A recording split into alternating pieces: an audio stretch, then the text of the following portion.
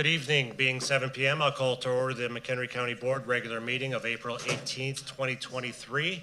And Mr. Shorten will lead us in the pledge this evening. Allegiance to the flag of the United States of America and to the republic for which it stands, one nation, under God, indivisible, with liberty and justice for all. And for our invocation this evening, we have Reverend Stephen Glab from Resurrection Catholic Church in Woodstock.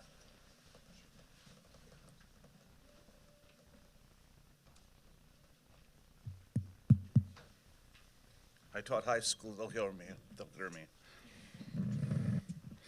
Let us pray. Almighty, ever-living God, as we gather this evening, we look to you for wisdom and guidance in our efforts to serve the community of McHenry County. We ask you to purify our hearts and enlighten our minds, that we may exercise our offices with sincere motivations and informed perspectives.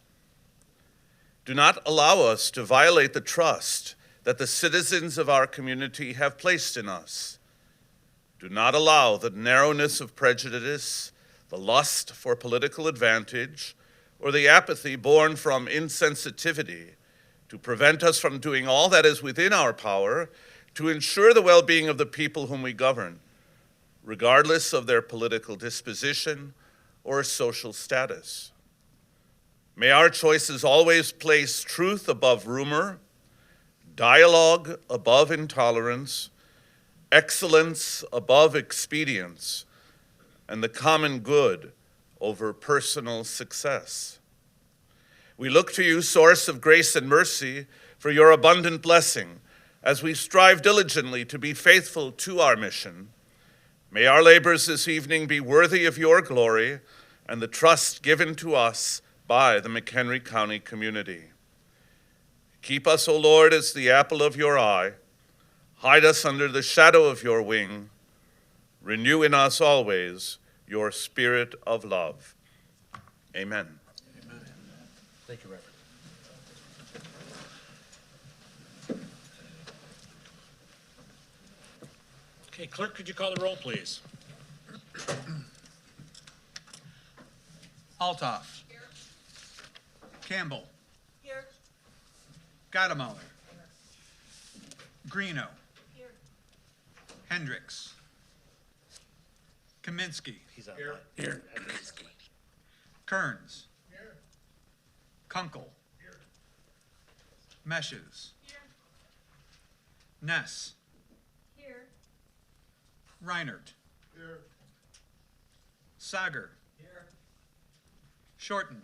Here. Scala. Present. Smith. Here. Von Bergen.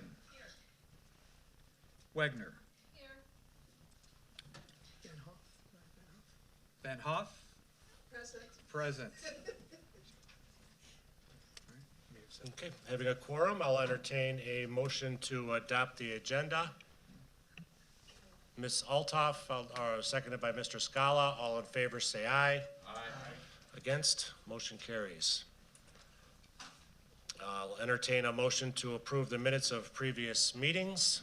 Mr. Scala, seconded by Ms. Wegner. Any discussion or changes? Seeing none, all in favor say aye. Aye. Against? Motion carries. Good evening. I have several items to share with you before we move ahead with tonight's agenda. We've hit the ground running with our new representatives in Washington since the new legislative maps took effect last November. In January, County Administrator Pete Austin and I, along with County Engineer Joe Korpalski and Assistant County Engineer Scott Hennings, met with Congressman Bill Foster to discuss our legislative priorities and opportunities for transportation funding. And earlier this month, Pete and I, along with County Coordinator Shaylin Daigle and Communications and Project Manager Alicia Schuler, met with Representative Brad Schneider to discuss the same. I can report to you tonight that our congressional delegation is stepping forward to enthusiastically support our transportation funding requests. As you know, the state of Illinois announced last week that McHenry County will be receiving $3 million in Illinois Transportation Enhanced Program funding to pay for pedestrian and bike paths for the Randall Road Northern Segment Project, which will widen and improve the 1.3-mile stretch of Randall Road between Crystal Lake and Lake in the Hills. The McHenry County Division of Transportation is requesting $20 million in federal funding to help defray the cost of the project, and Representative Jan Schakowsky, whose district now includes the county's portion of the Randall Road corridor, has told us that she supports our funding request. We also found out last week that Representative Foster is submitting a $5 million community project funding request to help pay to relocate the Metro Rail Yard for the UP Northwest line from Crystal Lake to Woodstock. Representative Schakowsky likewise has shown interest in securing this funding. In short, we're getting some good signals from our congressional delegation about funding for these transportation priorities, and county staff will keep us apprised of developments. On a related note, the finishing touches are being put on an intergovernmental agreement between the county and Metra to share the costs of future construction of the Woodstock Rail Yard.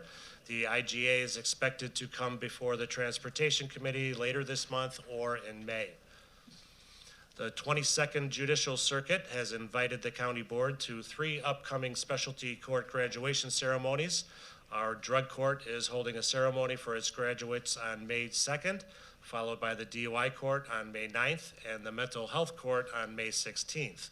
All 3 start at 5:30 p.m. just outside the Michael J. Sullivan Judicial Center. Our state-recognized specialty courts programs are making a real difference in McHenry County, giving nonviolent offenders a second chance. And I encourage you, if you've never attended one of these ceremonies, to see these fresh starts firsthand, to do so. On a final and lighter note tonight, I'm inviting all of you to take a hike with me. At 12:30 p.m. this Saturday, April 22nd, I'll be leading a guided hike along with McHenry County Conservation District staff member at Prairie View Education Center in Crystal Lake as part of MCCD's Earth Day celebration from noon to 4. If you can't make it, I'm excited to share that I'm partnering with MCCD to lead a series of hikes throughout the summer and the fall, and they're calling it Hikes with Mike. And I hope people will come out and enjoy everything the Conservation District has to offer, just like my family and I do. And that's all I have for you this evening. Do any members have comments tonight? Ms. Wagner? Thank you.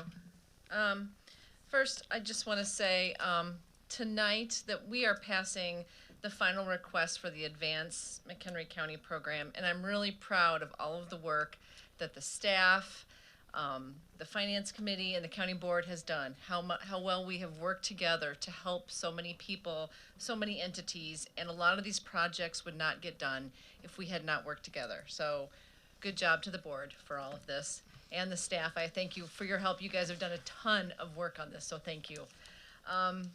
There's a couple that we will pass tonight, the Wonder Lake and the Holiday Hills. They're both sewer installations, and I think it's really important that we vote for these, and I'm sure we will, but it's just showing that this money that we have is going to help those who are less fortunate. And for example, the Holiday Hills is kind of near and dear to my heart. Their installation is going to be $19,000 or $19 million. It'd be nice if it was 19,000. $19 million, and we are allocating $2 million in this ARPA grant. And there's been other funds to it, and to go along with what Chairman Bueller said, Representative Foster did put in an allocation for $3 million for that. So we're hoping that we will get some more money for that too. But I just want to say, I think we're doing a great job helping those who need it. So thank you very much.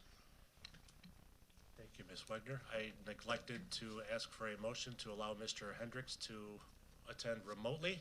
Ms. Altoff, seconded by Mr. Shorten. All in favor say aye. Aye. Welcome, Mr. Hendricks. Ms. Altoff. Thank you. I too have a thank you. Today, the quick take bill for Randall Road passed out of the Senate Judiciary Committee unanimously. It's already passed the House, so now it'll go to the floor to be considered. So thank you to all those in law and government. We notified you, so if you filled out a witness slip, that helped. We say thank you very much. Thank you to Chairman Bueller for allowing us to be a little bit more engaged in items that directly impact McHenry County. And also last night, attending the public health meeting two pieces of good news. One, the animal control is hosting two events, one on May 11th for cats, discounted microchipping and vaccinations, and one on May 23rd for dogs, same situation, microchipping and vaccination. And for those of us who have pets but can't afford that continuation, this is an excellent opportunity to be in compliance at a substantially discounted rate. And then lastly, we've talked in many of our committees about the new interest by many of our community members to participate in our committees that we have and our advisory boards. We also learned that we have finally a dental application to be part of the Public Health Board, and so I assume that that will come before the Public Health Committee for interview and consideration. But again, it's a nice situation that we're actually observing firsthand, where more and more people want to get engaged in their own government. So, thank you. Ms. Altoff. Ms. Campbell. Yes, I just wanted to thank Member Kaminsky for reaching back out to me.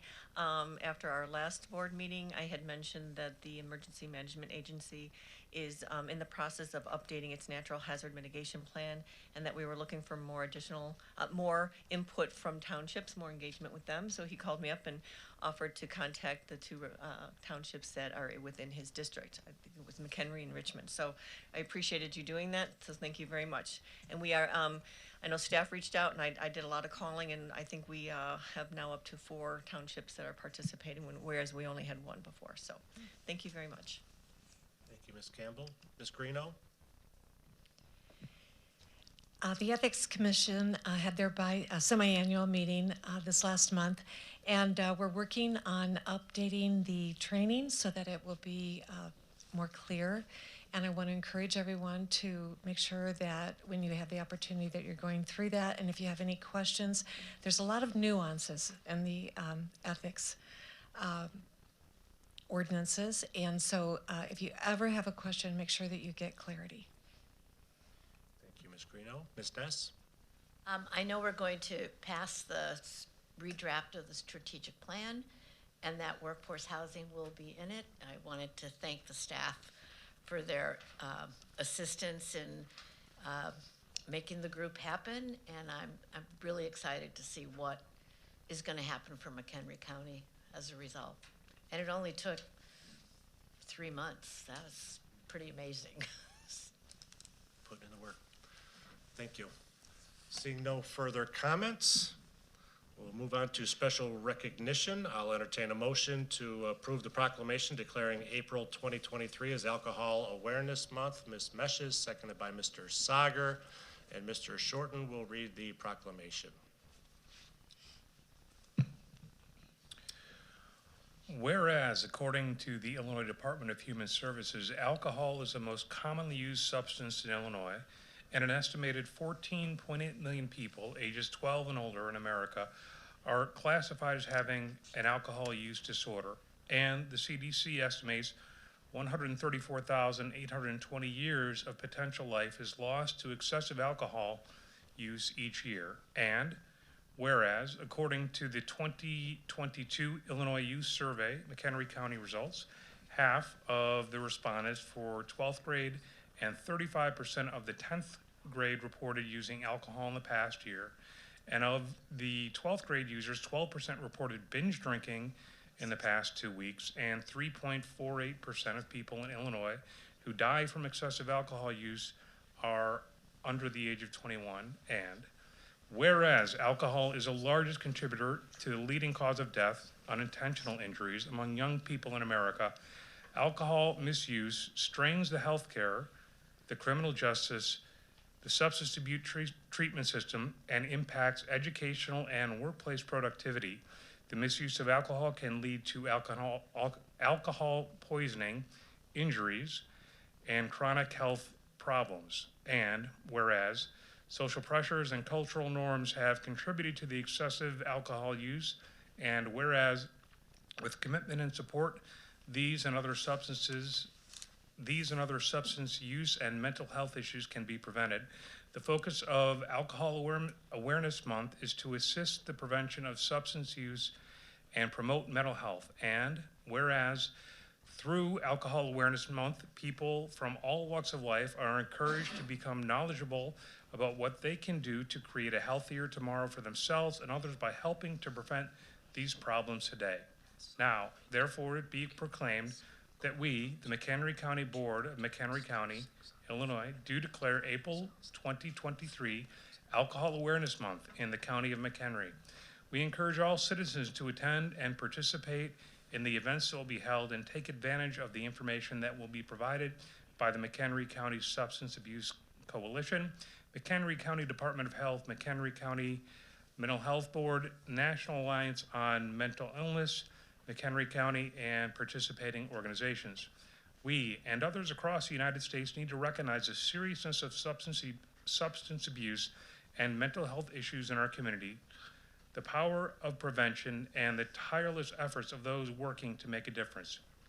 The daily action by individuals combined with the actions of families, communities, and coalitions can combine to make it the larger, bold movement of prevention. Dated at Woodstock, Illinois, this day, 18th of April, AD 2023. Okay, all in favor say aye. Aye. Against? Motion carries. Next, I'll entertain a motion to approve the proclamation acknowledging May 7th, 13th, 2023 as Public Service Recognition Week and honoring our public servants and citizens with their government. Ms. Ness, seconded by Mr. Kaminsky, and Mr. Kaminsky will read the proclamation.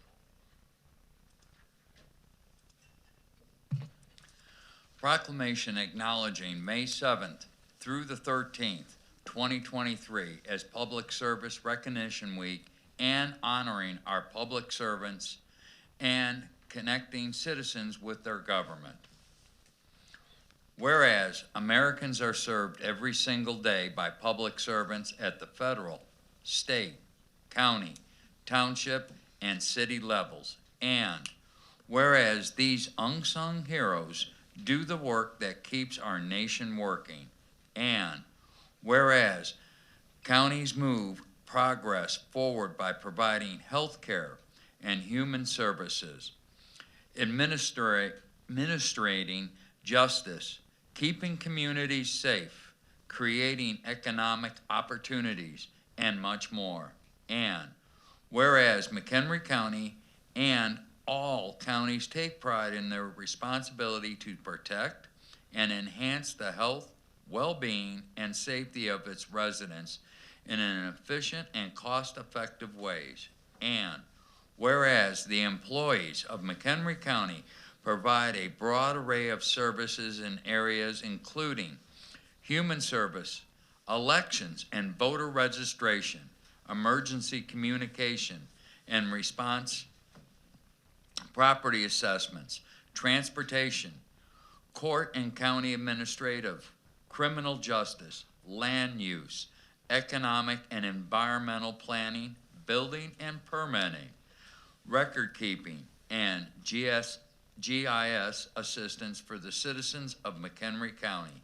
And whereas day in and day out, they provide these diverse services demanded by the American people of their government with efficiency and integrity. And whereas without these public servants at every level, continue would be impossible in a democracy that regularly changes its leaders and elects officials.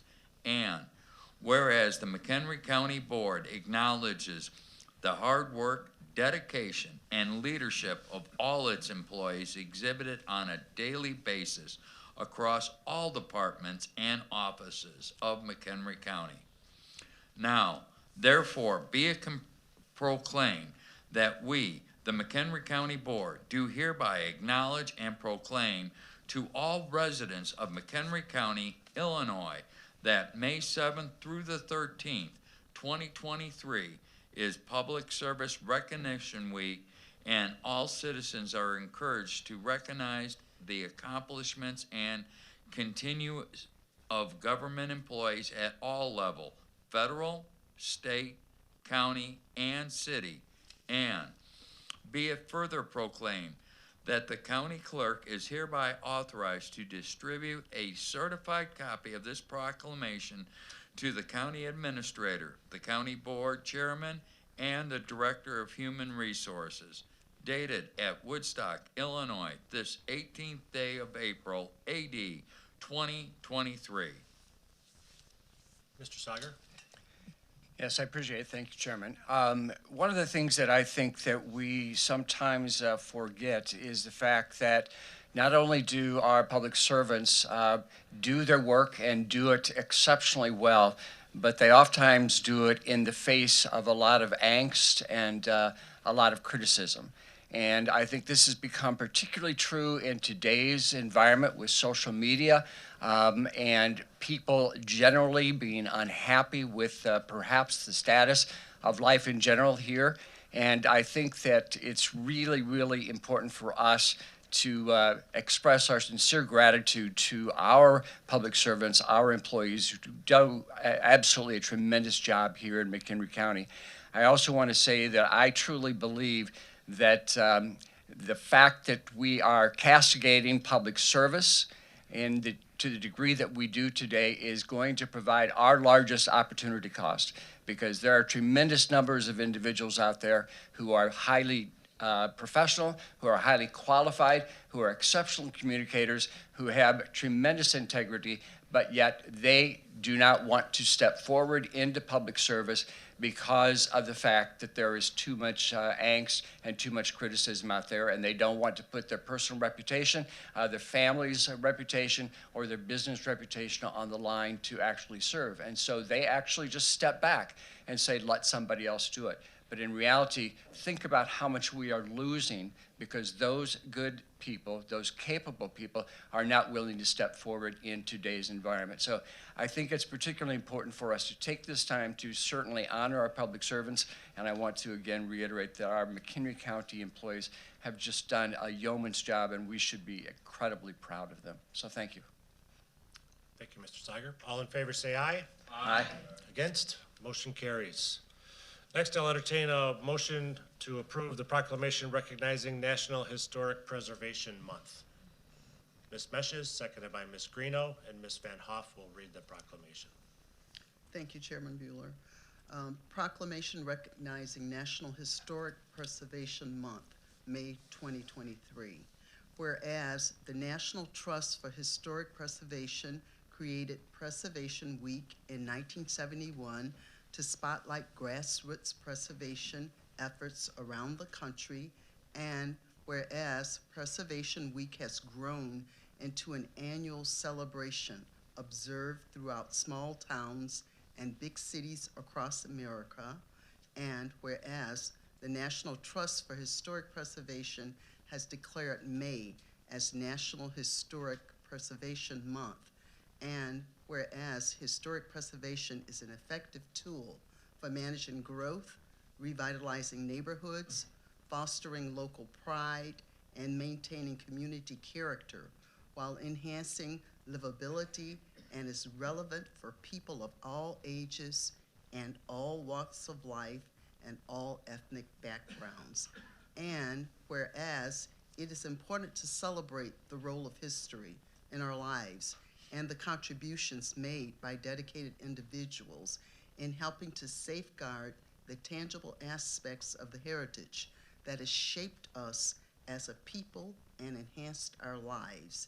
And whereas the McHenry County Historic Preservation Commission is promoting May 2023 as Look at Local History Month in conjunction with the National Trust and local historical societies, municipal commissions, and committees.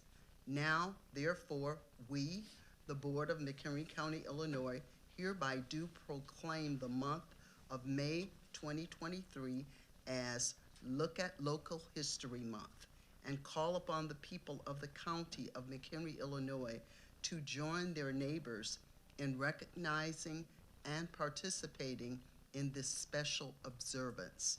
And be it further proclaimed that the county clerk is hereby authorized to distribute a certified copy of this proclamation to the chairman of the Historic Preservation Committee to the county administrator, and that it be spread upon the records of the McHenry County Board, dated at Woodstock, Illinois, this 18th day of April, AD 2023. Thank you. All in favor say aye. Aye. Against? Motion carries. Finally, I will entertain a motion to approve the proclamation recognizing May as Mental Health Awareness Month. Ms. Campbell, seconded by Mr. Sager, and Ms. Wegner will read the proclamation. Thank you. Proclamation recognizing May as Mental Health Awareness Month. Whereas mental health is essential to everyone's overall health and well-being. And whereas all Americans face challenges in life that can impact their mental health, especially during a pandemic. And whereas prevention is an effective way to reduce the burden of mental health conditions. And whereas there are practical tools that all people can use to improve their mental health and increase resiliency. And whereas mental health conditions are real and prevalent in our nation. In the U.S., 1 in 5 people have a mental illness each year, and 1/3 still seek no help, and 1/2 of those go untreated. In applying this statistic to McHenry County, there are up to 61,600 people with a mental illness, while 20,500 seek no help, and 30,800 go untreated. Approximately 8.5 million American adults, 2%, suffer from both a mental health disorder and a substance use disorder, or co-occurring disorders. In McHenry County, this translates to 18,480 individuals with a substance use disorder and 6,160 with both a mental health and a substance use disorder. Across the United States, more people are dying from so-called deaths of despair, suicide, drug, and alcoholic poisoning, and alcoholic liver disease than any other point in recorded history, according to the CDC. Death by suicide occurs every 11 minutes, and it's still the second leading cause of teen deaths.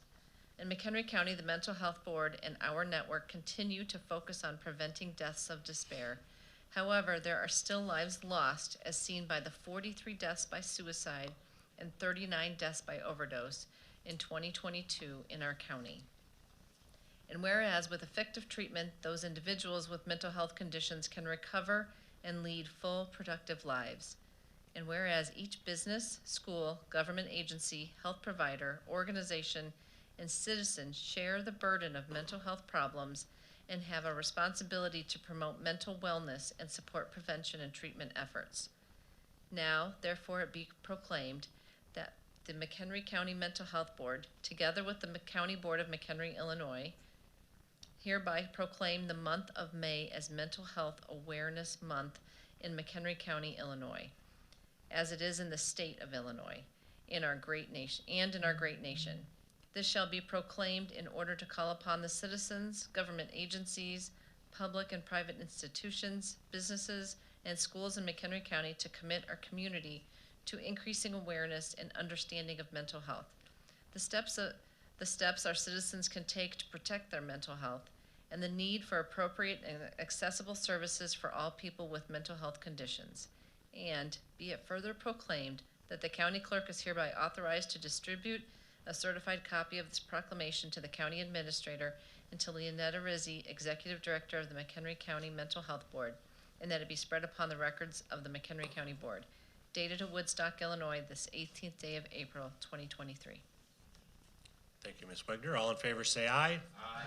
Against? Motion carries. Before we proceed, call-in user number 2 on the WebEx, could you please press *6 and identify yourself?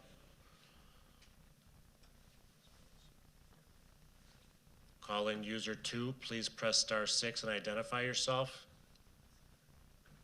I just sent a prompt to them. All right, we tried. This is Melissa Adamson. Oh, Melissa Adamson? Okay. Can you hear me? You're on here twice. Thank you. Item number 10, reports and presentations. Unfortunately, Treasurer Kurtz is unable to join us this evening, so we will reschedule for next month's COW, and she'll be also sending out her presentation to the board. So we'll move on to zoning petitions. Do any members have items they'd like to remove from the zoning consent agenda? Seeing none, I'll entertain a motion to approve the zoning consent agenda. Mr. Smith, seconded by Mr. Gottemoller. Clerk, could you open the voting, please?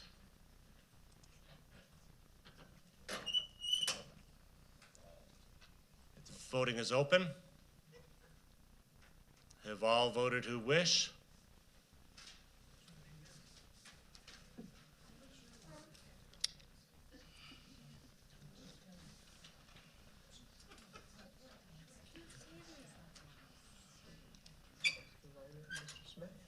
Mr. Reiner? Mr. Smith?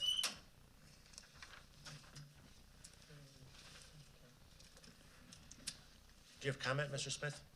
No, I just was getting ready for the next one. Okay. Everybody in? Clerk, could you call the roll for Mr. Hendricks? Is he here or is he dropped off? He dropped off. Okay. Motion carries. We'll move on to the regular consent or zoning agenda. I'll entertain a motion to approve item 11B1. Mr. Smith makes the motion.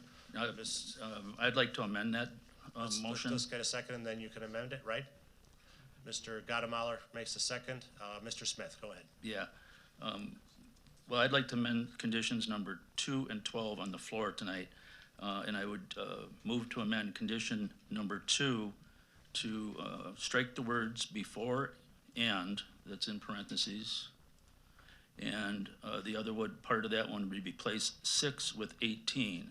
So condition number 2 will read, all materials after processing shall be stored in storage bins and materials shall not exceed 18 feet in height inside storage bins. And the next sentence would be storage bins shall have all proper permits. And I would move to amend condition number 12 to replace 15 with 18. And condition number 12 will read, piles of unprocessed wooden logs shall be no higher than 18 feet high. So I'd make a motion to approve this petition as amended on the floor this evening. Okay, is there a second? Mr. Scala seconds. Any discussion?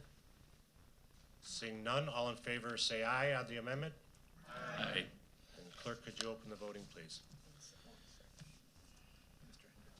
Okay, so, as amended, 11B1 is amended. Yes. Voting is open. Have all voted who wish?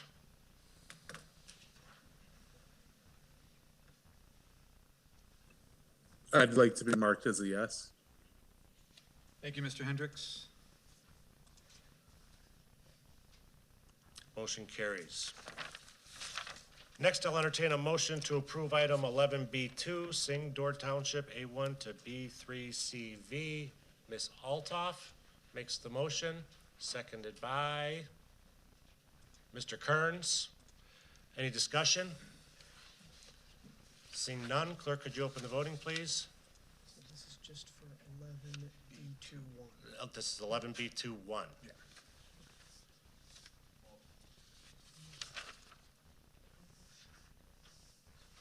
Opening the voting.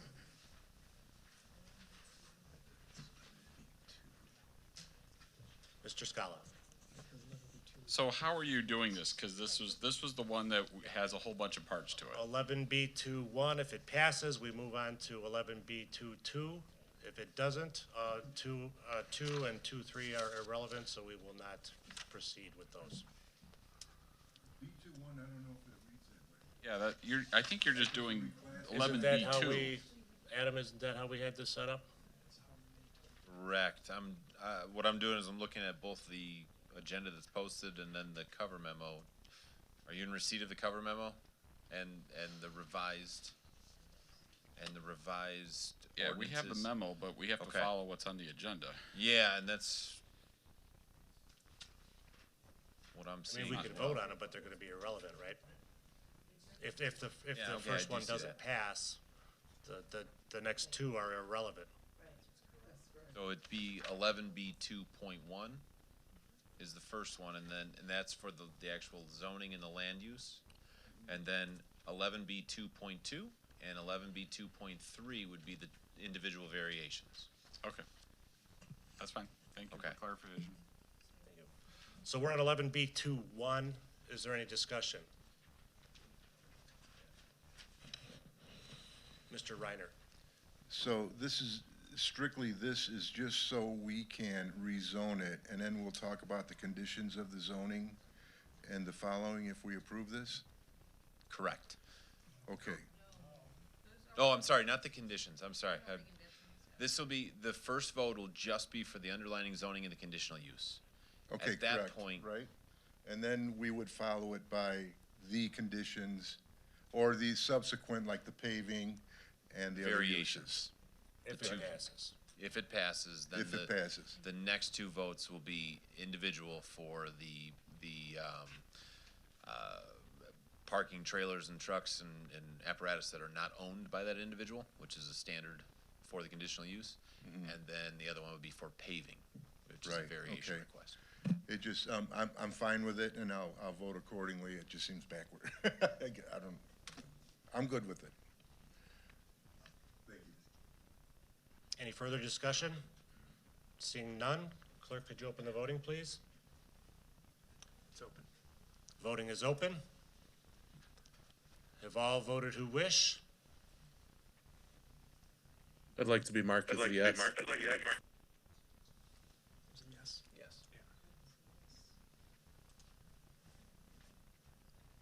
Okay, motion does not carry. The next two items are irrelevant at this point, so we'll move on to, I'll entertain a motion to approve 11B3. Mr. Sager, seconded by Mr. Kaminsky. Discussion? Mr. Gottemoller? Yes, as much as it pains me, I think Mr. Sager's right. I'll be voting yes.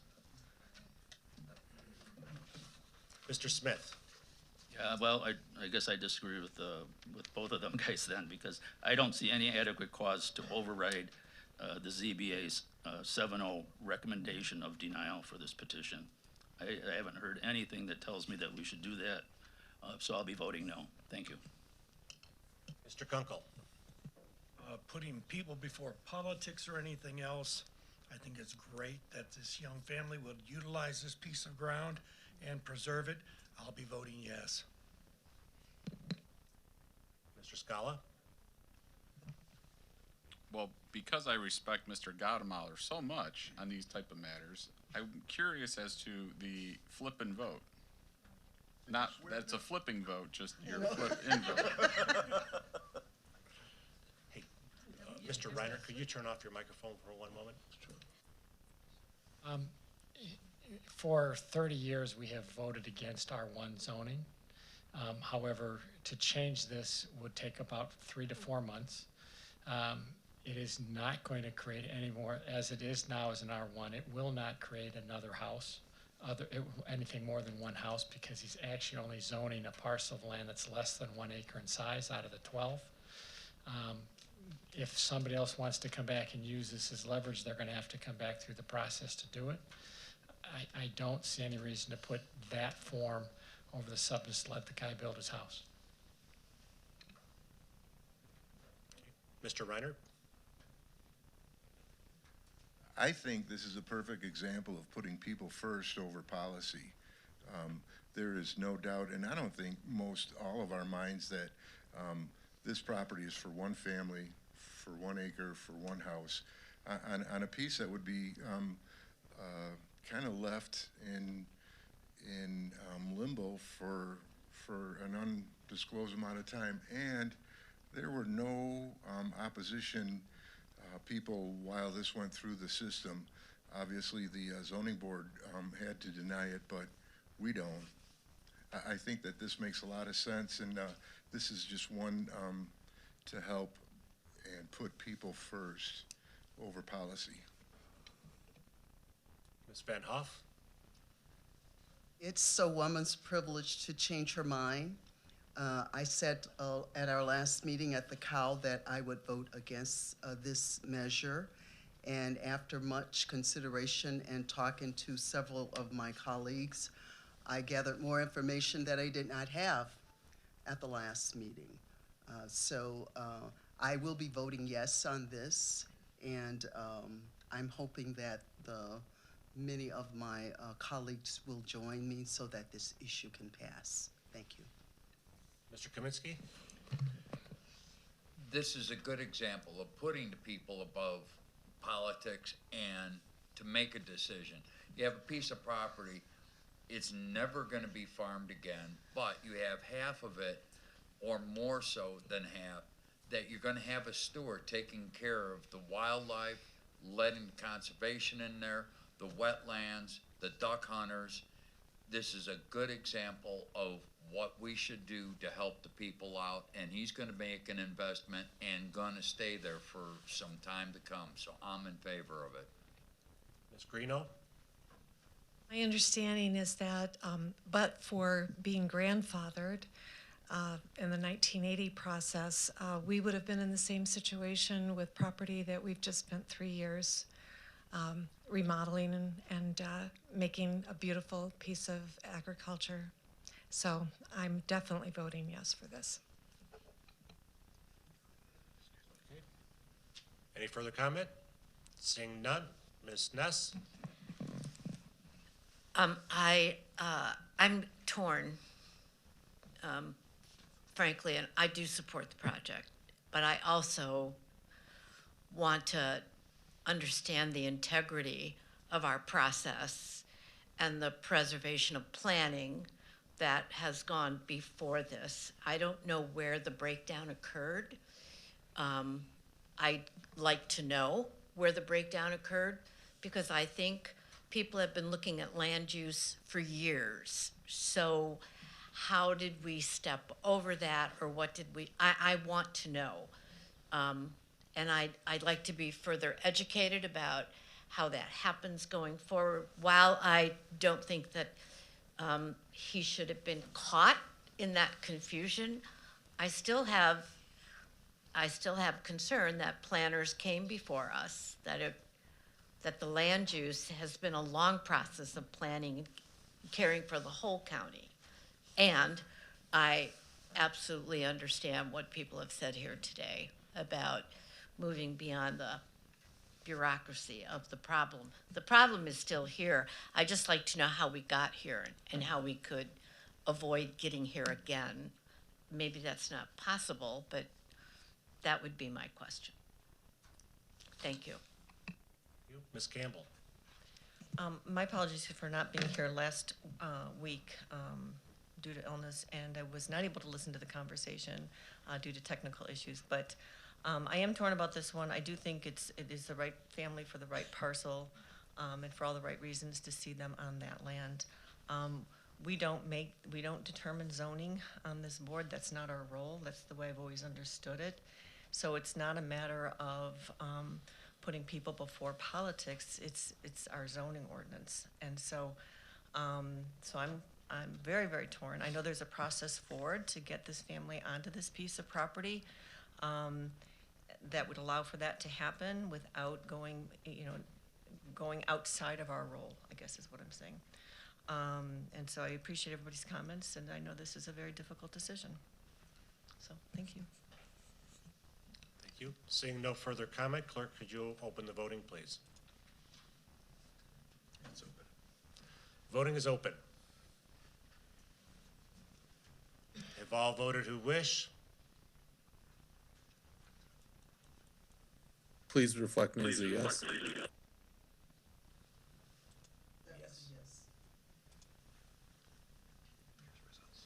Motion carries. Move on to public comment. First, be Mr. Jan Vanderspoel.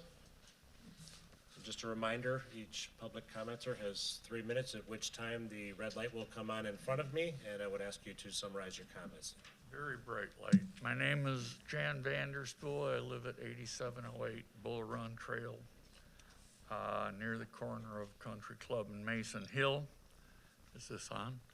Yes. In Public comment at a recent Planning, Environment, and Development Committee, 2 residents described the oak's near complete defoliation damage by gypsy moths last summer, risking hundreds of acres to destruction. Evidence that this will likely occur again debunks a stated likelihood that the population has plummeted to nil. This puts at risk hundreds of acres of oak for death. I'd like to provide the following as informational. In early 2021, the Entomology Society of America officially stripped the moth of its name and created new rules for naming insects that no longer allow references to ethnicities, races, people groups, or inappropriate geographic references. The broader renaming project is called the Better Common Names Project. The Society assembled a working group of 50 scientists and forestry management professionals, as well as Romani scholars, to come up with a different common name for the moth. Gypsy is considered to be offensive to the Romani people. The use of gypsy moth goes back to the early 1900s and possibly refers to the way the moth's larvae, as small caterpillar-like pests that may be up to ½ an inch long, are spread by being carried by the wind. The name might also be associated by the way the caterpillars migrate each day from the tree's leaves to lower parts of the tree trunk. The new name comes from the moth's fluffy, porous egg masses. So the new name is now called spongy moth. So what's my ultimate interest? Past efforts to control the spongy moth were focused on controlling the spread to the west from the eastern seaboard.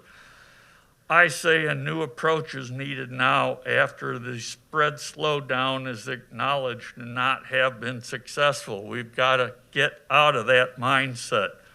What will continue to be presented is a request for funding for a new view and plan to control hot infestation areas in the county in a timely manner.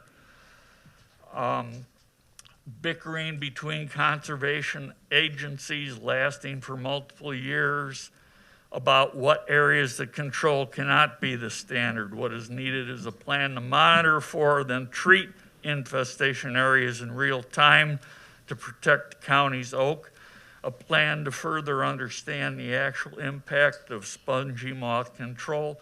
You could in that summarize your manner comments, please. is needed over a period of years. By my understanding, hotspot treatments, as I spoke of, is not inconsistent with the idea that we don't want to spray the entire county. Thank you. James Dixon?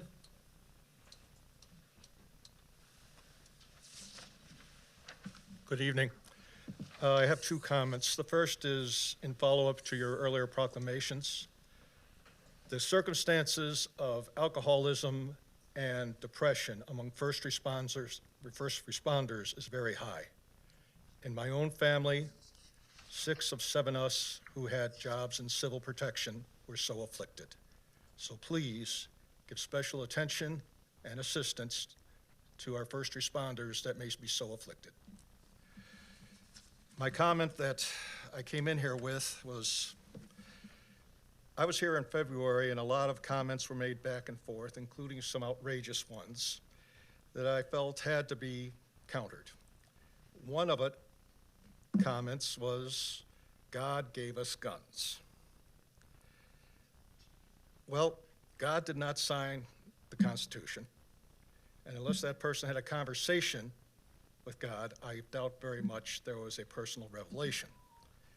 But if we look at the text of the Bible, which supposedly is the Word of God, and using the American Standard Bible, there are statements that say that cannot be true. Now, typically in the Bible, when we hear the word sword or weapon or armor, it's metaphoric. But there are limited examples of where definitely God would not approve of weapons of destruction. For one, 2 Corinthians 10:4, the weapons we fight with are not the weapons of the world. Luke 22, which details Jesus before his arrest. If you don't have a sword, sell your cloak and buy one. Now, this is on the NRA website, but what they don't say is the second part. And the apostles say, here are two swords. Jesus said, that is enough. And then finally, Isaiah 2:4, so not to be judged and fall into rebuke. They shall beat their swords into plowshares and their spears into pruning hooks. This is repeated in Joel 3:12 and Micah 4:3. So basically, God would not approve of weapons and guns as a first resort. Thank you. Next item on the agenda, new and unfinished business. I'll entertain a motion to approve item 14A, resolution authorizing an intergovernmental agreement between the County of McHenry and the City of Crystal Lake for the McHenry County Narcotics Task Force. Ms. Altoff, seconded by Mr. Kearns. Any discussion? Seeing none, clerk, could you open the voting, please? It's open. Voting is open. Have all voted who wish? Mr. Hendricks, how would you like to be shown? Please show me as a yes.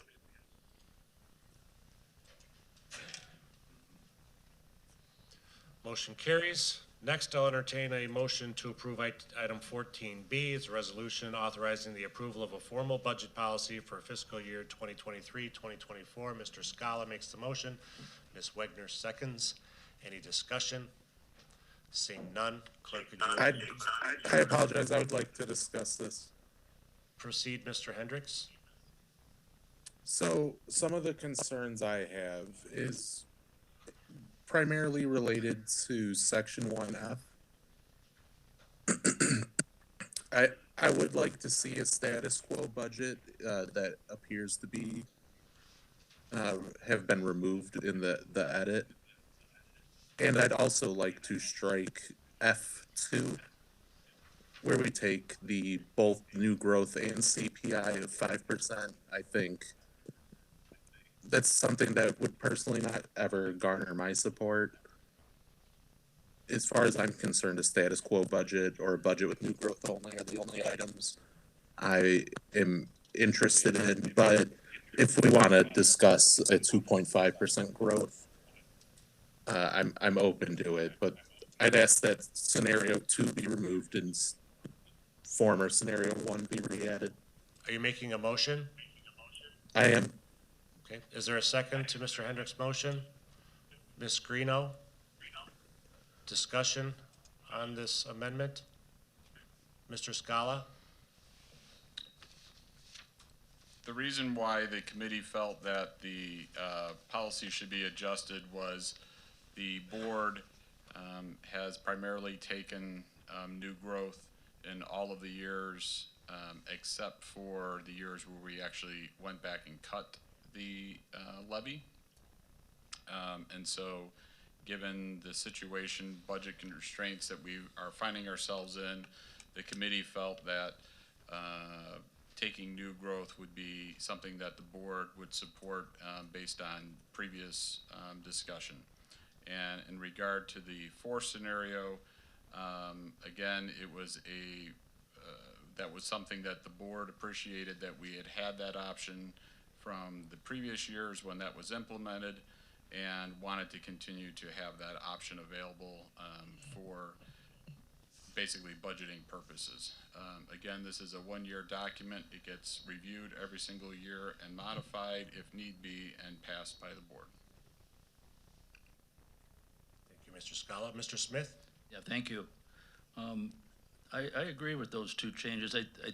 While I think it's unrealistic to say that we're not going to take some type of new growth or increase because of the current inflation issues of last year and this year both, I think our goal would always be to keep a flat levy, and to not have that in there says we're giving up on that idea. So I would be in favor of having that back in there, even though I realize that it's probably unrealistic for this year. I think it should be something that we would have in the budget policy and strive for. Thank you. Ms. Wagner? Just because we have a possible 5% in there doesn't mean that we will vote for it. I think it's important that we just leave ourselves open to what could happen in the future, and that just gives us the opportunity, if something happens, if there's a disaster, that we have that opportunity. Not saying we're gonna vote for it. Ms. Meshes? Thank you. I don't know, this is kind of on the fly, but I wonder if our CFO can tell us about how much extra time does it take to do each scenario? Because, I mean, I love choices, but at some point, so many choices do lead to an issue of, analysis paralysis. And also there is time is money, and so we're paying our staff to come up with these scenarios. If we're gonna throw them out right away, it's a waste of staff time and then resources, right? So I don't know this on the fly, but Mrs. Weiss, can you tell us if you know how long it takes to do each different scenario? So with our budget software, Questica, the timing is not the issue. I think the reason we talked about taking it off was last year it seemed a little redundant, but it's not hard to put back on. You know, because we looked just at revenue staying flat from last year, so there's really no comparison when you're looking at the 4 scenarios lined up. Does that answer your question? Thank you, yes. Mr. Reiner? Keep your mic on. I am a little confused because, I mean, we have taken new growth in the past without this in there, right? No, it must be in here before we could take it? So last year was the first year we added this section with just scenarios. Mm-hmm. So it's not saying that you have to take it or not take it. It's just to see your different options. That's a very important distinction. Last year was the first time we had in the budget policy developed some scenarios. And in several years prior, it said try and minimize tax growth, or it said there shall be no, or, you know, we had the 10% goal. But last year was the first time we had, let's develop 4 scenarios. And we had 4 scenarios, one including, you know, the full new growth and the full 5%. Of course, we didn't get anywhere near that. We did about a quarter of that, even though that was stated in as one of the scenarios. Okay, so can I ask another question, Mr. Chair? So having this in here only means that when we do vote on the budget or consider the budget, we'll just have 2 or 3 more scenarios to look at and be prepared with. So in last year, the special committee of the whole meeting in September is where the different scenarios were presented, and we kind of used that to move forward with what we were gonna put on public display. There's a scenario that doesn't seem to make sense that we have kind of played around with. That's where you would take some of the new CPI, but you wouldn't take the new growth. And so that was what we're proposing to strike, really. Right. It almost seems like it's just a little more open for everyone to look at, to see if we took this, but what else could we have taken? This will kind of show us what we could have or what's available for taking. Yeah, I thought it was innovative the way that the board approached it last year, and I thought it went well. I think I like this version even better because I think it's probably a little bit more likely that we follow this path than some of the scenarios we had last year.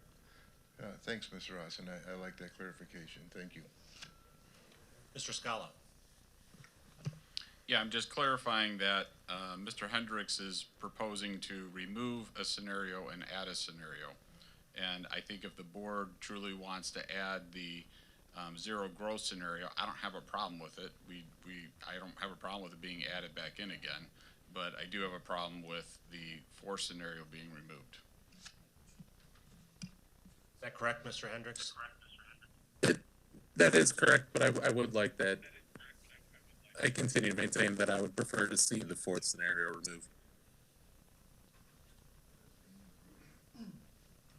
And then I do have just two other brief questions. So, Ms. Campbell? I would just say that this is really just giving us a chance to look at the different scenarios. What is the impact to our budget if we do this? You know, if we don't take the money, what are some of the options that we have to consider about not funding or whatever? It just gives you things to look at. You know, prior to last year, I think it was a lot more difficult because that wasn't provided. So I also am fine with bringing scenario number 1 back in, but I think number 4 needs to stay there, or I guess it's the new 3, but whatever. I would not remove one of the scenarios, although I'd be fine with adding the first one back in. Mr. Kearns? So, to avoid the confusion in this vote, would it be proper that we amend the amendment and split it into 2 different votes to leave the one scenario in or take the other one out, the 5% out? Because Friendly it's going to amendment. confuse it if we try to vote for this together. Are you agreeable to that, Mr. Hendricks, friendly amendment? I am agreeable. To that change, I would just also ask to also remove the additional language to section 24, but I don't know if now's a proper time to bring that up. Let's keep that separate. You be free to do that after we do this. So we're removing. Could you restate it then so we could have 2 different options here? One, or the first one, the friendly amendment will be for the first to remove the item. Which item is that? So my motion is to remove scenario 1, which is the status quo budget. So remove scenario 1. Add back in scenario scenario 1. Okay, so that's what our amendment is right now. Okay? Mr. Sager? Yeah, I just want to clarify that it's really not an amendment to amendment or anything like that. All we're doing is asking for a division of the question, and that can easily be accommodated by the chair. Right, okay. Any further discussion on that then? All in favor, say aye. Aye. Against? Motion carries. So the second part of your is to, what is the second part of it now? To remove? The second one is to remove the budget increase of 5% of CPI plus new growth. Is there a second for that amendment?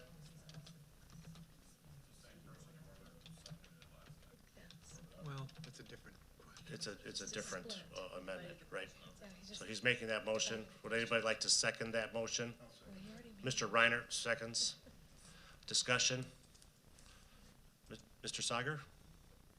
I truly believe that if we're going to look at this policy-wise in terms of options, I think that we have to respect the fact that there may be a time, well within the future we hope, but there may be a time when we're going to have to call upon that. I mean, costs are continuing to go up, and just like they are for households or for businesses, individuals, we have to be realistic, and especially when we're looking at some of the costs associated with items of infrastructure improvement, et cetera. I think we have to be realistic. So I believe that this needs to be an option that is available to us as we consider our financial future. You, Ms. Althoff. I concur with Board Member Sager. I would note that beyond what's important for this board's deliberation, it's extraordinarily important representing a vast, diverse constituency that we let them know that we've considered every option. So I too would like this to remain in the policy. Any other discussion? Mr. Reiner? So, just so I'm clear, we have not had the and new growth in here before. This would be new. I want to be clear because I'm not. What is number 4 is saying that I'm reading here anyway, the budget with both CPI plus 2.5% plus new growth. What's the next one? 5%, the 5%. Okay, number 2. Okay, because we said it was number 4. Right? So this would then read, budget with both CPI, 5% plus new growth under scenario 3, or is that 2? See, this is where I'm kind of not clear on what number 4 is. We're calling it number 2. Could somebody explain to me what it is that we're, So I think last year's scenarios was status quo, and then number 2, I think, was less of a percent, and then number 3 was the maximum percent. So I just put it in order. So okay, it would be no new growth, like status quo, CPI of 5% plus new growth, house price index plus, right? new growth, and then CPI of 2.5% plus new growth. But I think the question is on number 2. Yeah, the concern is on what would be effectively taking all of the tax levies that was possible. And I appreciate that's a concern, but we're trying to show, a spectrum of options, from I guess what has been motioned here to be no new growth in any taxes to all that could be. So that's a pretty dire situation with. Well, but I said that is what we had in the options last year as well. And this body didn't get anywhere near that. We got to about 25% of what was allowable. I find it hard to believe that just because it's not in here doesn't mean that in that dire situation we couldn't put it in there and go for that if we were in such a dire need for growth 2.5% plus CPI. If it's not in here doesn't mean that we couldn't, in the worst case scenario, go for. Yeah, I guess you're right. It's April, and we're projecting what we're going to need in October. But this is a tool that we're trying to kind of give you a set of scenarios. I think it's kind of, for me, it's a philosophical thing that being in there, it's an option. I don't think this board would do it. I certainly know that this board would not. But maybe future boards might say, oh, look at this, we do have that option. Yeah, but this is in front of you every single year. And Right, this is it only sure is, and I know it is. This is only the second year that we've had these scenarios in here as Right. options. Right, but, in future boards, if we were to get looser and looser, it would seem a lot easier and easier to do. I'm not so sure. I disagree with Mr. Hendricks. I think I might agree with him on that. Well, and I think the 2024, 2025 budget policy is going to be discussed next year. So, Mr. Kearns. So to clarify, before we take this vote, a vote in affirmative or yes removes that item, and to leave it in there, we would vote no. And I want to make sure we're clear, Correct. or I'm clear on that. Correct. Okay. Any further discussion? All in favor? Well, just some clarification. Lou just said she's confused. Okay. I believe I understand. Turn on your mics, please. It makes it much easier for me to tell when you want to speak. Yeah. Just restate again what we're voting on. If we want to leave it in there, then we vote no. Correct. No. Okay, so that was, okay. Okay. Seeing no further discussion, all in favor say aye. Aye. Against? No. Okay, motion does not carry. So we're back to the amended original. Is there any further discussion? Seeing none, clerk, could you open the voting, please? It's open. Voting is open.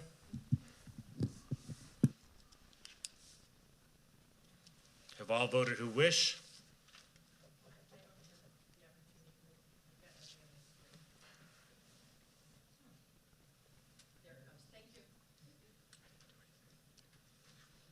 Ms. Van Hoff?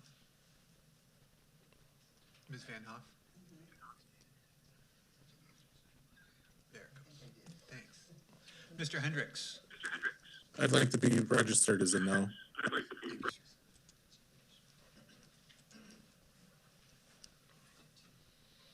Motion carries. Next, I'll entertain a motion to approve item 14C, resolution supporting Fox River Grove's request for a 12-year extension to their downtown tax increment financing district number 2. Mr. Smith makes the motion. Ms. Wegner seconds. Discussion? Seeing none. Clerk, could you open the voting, please? It's open. Voting is open.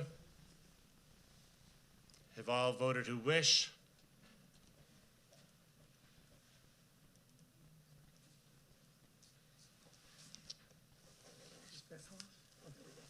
Mr. Hendricks, how would you Please like to be register shown? me as a yes.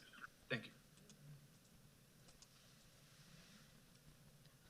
Motion carries. Moving on to appointments, I'll entertain a motion to approve the appointment to the McHenry Township Fire District, Harvard Fire District, Crystal Lake Rural Fire District, Fox River Grove Fire District, Community Development Housing Grant Commission, Lake in the Hills Sanitary District, and the Historic Preservation Commission as of April 18th. Mr. Scala makes the motion. Ms. Althoff seconds. Discussion? Seeing none. Clerk, could you open the voting? It's open. Voting is open. Have all voted who wish?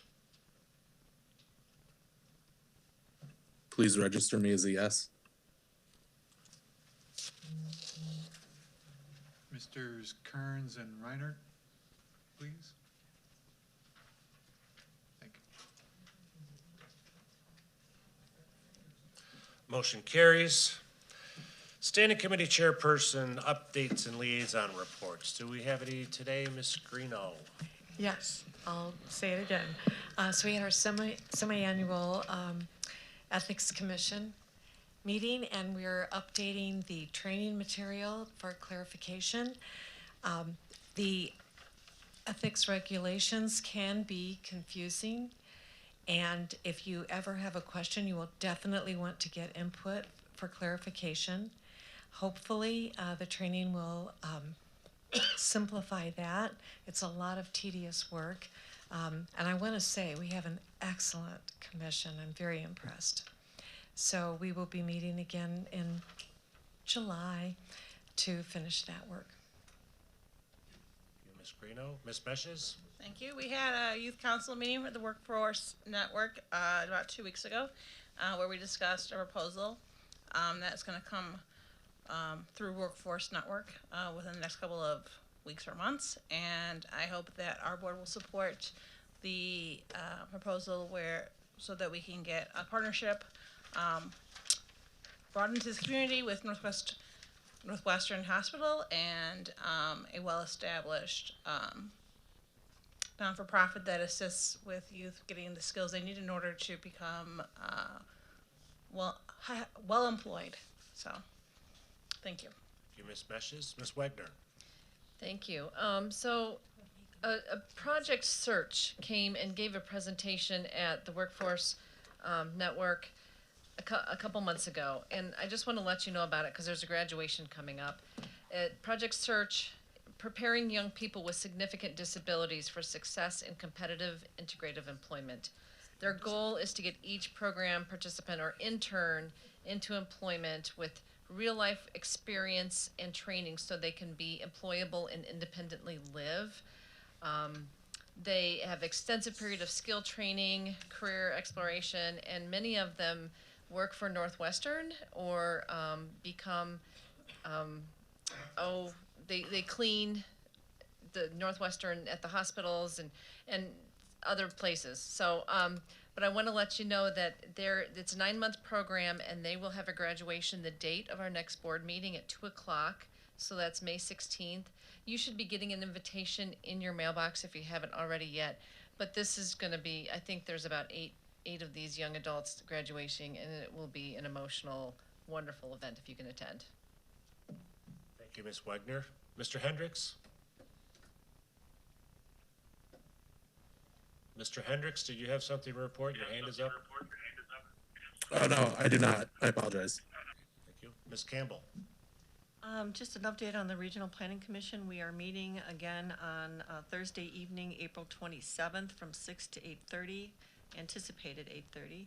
We're going to be just taking that time to take a deeper dive into the vision statement, our goals, and key recommendations.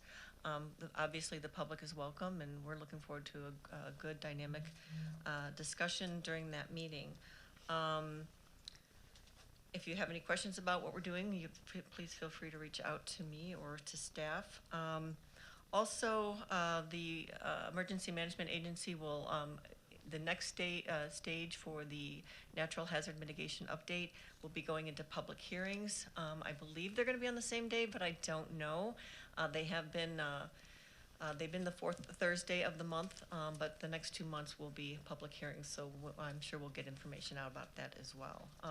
The Northwest Planning Water Alliance, did not meet in March. They meet every other month, so I haven't really had anything to report, so they're not going to actually meet again until May. So hopefully we'll have some more information by then. Thanks. Thank you, Ms. Campbell. Mr. Sager. Yes, just want to mention, on this coming Thursday, we have an RTA board meeting, as we do every month. We've just received news, though, of a couple of important things. First off is the retirement of the board's attorney or lawyer, and also the move of our government affairs individual. So 2 very, very important staff positions. If you know of individuals who are interested in serving the RTA or the transit systems overall in one of those 2 positions, please don't hesitate to let them know that there are positions available. Thank you. We do regret losing the strong professional individuals we had in those 2 positions. Thank you, Mr. Sager. Mr. Reiner? Yes, last month at the McHenry County Conservation Department, Ed Collins, the Director of Land Preservation, did a really good presentation on the history of the land acquisitions, and I thought I'd share it with everyone here at the board. We were busy with a lot of other things, and especially their budget last month. I didn't want to muddy it up too much, but also June 16th, they are having a meet and greet with the county board that would probably be a lot beneficial for anyone that had any questions with their staff. But And that's, where's that going to be? that, I believe, is going to be at their Lost Valley, but that'll come out next month. They're going to send an official. Pleasant Valley, I'm sorry. Yeah, thanks. See the bison, yeah.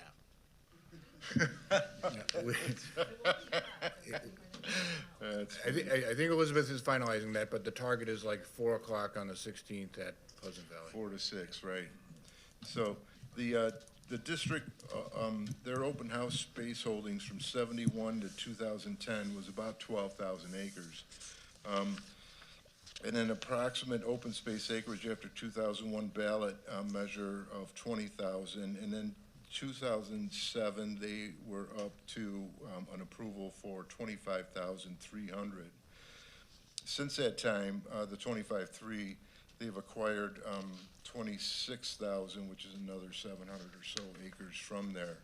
But what I found very interesting is in their preservation efforts with the partners of the Land Conservancy, the McHenry County Conservation Federation, the Open Lands, the IDNR, and others, their costs of the $3 million approximately to take that was only $144,000 out of their money. They were very careful with their money over the years, I believe. This is all here in this presentation, and they had another 13 pages of a quite in-depth explanation of it. But their mission has been more narrowly focused on preserving the natural heritage of McHenry County while providing sites for outdoor recreation, multiple use trails, and environmental education. From the district's inception of 1971 to 91, all major land protection efforts in the county were the results of efforts by both of the organizations of the Federation and McHenry County Conservation Department. They're established with the financial resources from a pipeline right of Way settlement in the 1990s has become an active partner in district land preservation. That was the Conservation Foundation. The foundation has provided direct funding to match district land protection grants and purchase important parcels that are part of the district's land protection priorities outright using its own resources. The foundation helped both pass the 2001-2007 bond referendums, which are both adding substantially to the open space of the county, which have both been put to rest, by the way. So I will forward this also too with their land holdings and the amounts, but I think what was just eye-opening to me was of their the money spent through partners, direct gifts of land, interagency transfers of land, the funding for this, an additional 350 acres that we've been talking about, of the 2,681,000, 144,000 was only spent by the McHenry County Conservation Department. I thought that was just outstanding. What a job they've been doing to maintain that with without going to the voters and getting tax dollars. Thank you, Mr. Reiner. Thank you. Ms. Altoff. Just real quickly, I think the Fox Waterway would like everybody to remember rivers open, boating season. Be safe. Be safe. Okay, move on to routine consent agenda. Do any members have items they'd like to remove from the routine consent agenda? Ms. Wegner? I just have to abstain from 17B 2.3 and 17B 2.4. 17B 2.3 and 2.4. Yes. Noted. Nothing to be removed. I will just make a quick note, item 17B22, there was a Scrivener's error and there be it further resolved and will be corrected to include the distribution list. With that, Mr. Scala makes the motion, Mr. Gadamoller seconds. Clerk, could you open the voting, please? It's open. The voting is open. Not at the moment, no. I can't vote. Okay, we'll do it. We'll do it by voice. Okay. Have all voted who wish? Mr. Hendricks, how would you I'd like to be registered as a yes. Yes.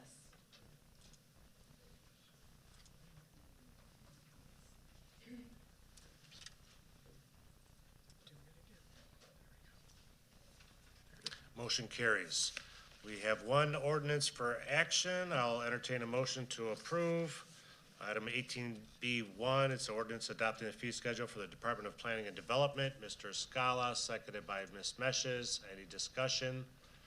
Seeing none, clerk, could you open the voting, please? It's open. Voting is open.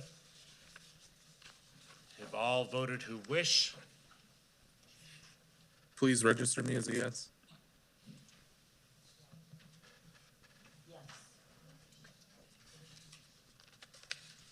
Mr. Reiner? I am a yes, I cannot, I've lost my screen. It was removed. I did it. Okay. All right. Motion carries. Pete, you got a report for us tonight?